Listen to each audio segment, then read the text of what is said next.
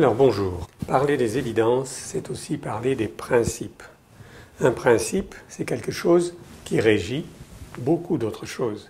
Si on suit les principes, on n'a pas trop de raison de se tromper. Je vais vous le montrer maintenant. J'ai déjà fait une petite vidéo en vous disant qu'un principe, il était à la base, ici. Et donc, il va s'occuper, il va gérer, il va réharmoniser tout un ensemble de choses. Si vous prenez un cachet d'aspirine ou une tisane ou vous allez voir un médecin, vous allez agir dans la ramure, vous n'allez pas agir à la base du tronc, aux racines. Je vous le présente tout de suite sur des radios. Alors, comment faire pour faire guérir une lésion osseuse pratiquement à coup sûr? Il faut, dans ce cas-là, employer les matériaux les plus simples possibles. Et le matériau le plus simple qu'on ait à notre disposition, c'est la chaux. Ça, je l'ai expérimenté il y a peut-être 40 ans maintenant. J'ai un vieux patient qui vient me voir complètement désespéré. C'était un monsieur Labarthe et il avait une malheureuse dent qui tenait son appareil. Il ne pouvait pas manger sans son appareil et puis à 88 ans, on n'allait pas se lancer dans des choses terribles. Et sa dent avait un abcès. Et puis j'ai dit, je tentais. Je ne suis pas le premier à avoir fait ça, c'est quelque chose de classique, mais j'ai tenté à l'époque de bourrer sa dent de chaux. Donner des antibiotiques, bien sûr. Et puis, à ce moment-là, j'ai été le plus surpris des dentistes parce qu'il est revenu me voir 15 jours après. La dent tenait à nouveau. Et puis, on l'a comme ça gardé pendant bien longtemps. Regardez ce qui se passe au niveau des radios. Voilà. Ça, c'est une patiente qui est venue me voir il y a 1 an à peu près.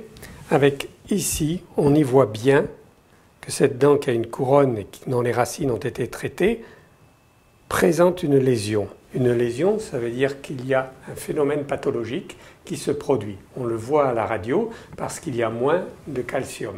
L'os est moins dense, ça fait un trou qui n'a rien à faire là.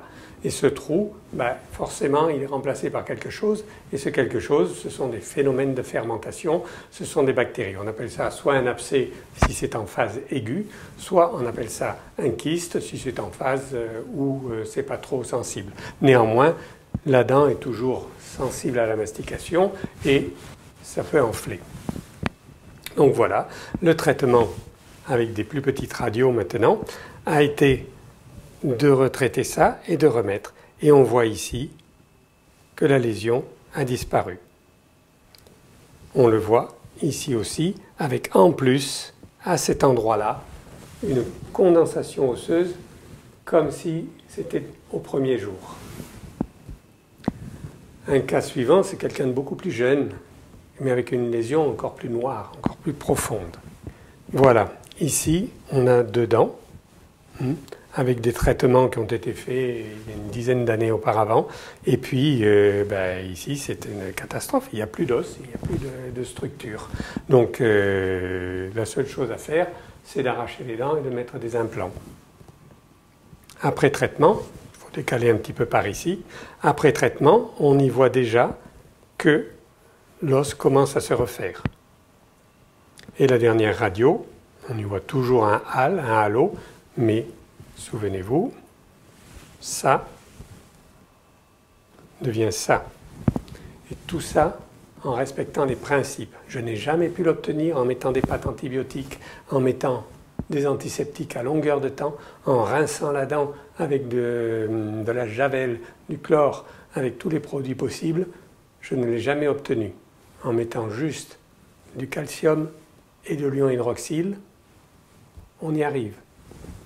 C'est le principe de base. À bientôt.